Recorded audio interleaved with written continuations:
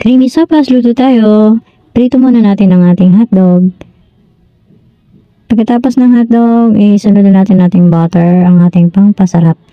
Butter, bawang, sibuyas. Isunod natin ang macaroni.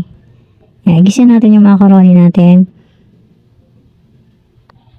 Yan. Tapos, after natin gisa, ibukod natin siya. Isunod natin ang ating manok.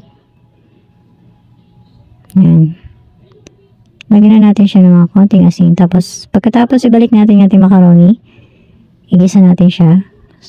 Lagyan natin siya ng Knorr cubes. Hindi ko nagpakita, sorry.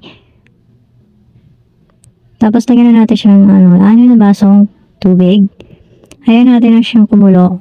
Pagkatapos kumulo, halu-haluin, baka may nakadikit. Lagyan natin ng paminta pagkakulo. Tingnan natin kung malambot na yung macaroni. Ilagay na natin ang gulay. Tapos ang ating hotdog.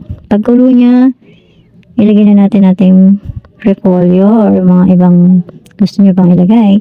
Sunod na natin ang gatas. Pagkapatay ng apoy, ilagay ang gatas. Pwede rin siya lagyan ng keso. Mas masarap din. Okay na, luto na. Ready to eat na. Tara, kain tayo.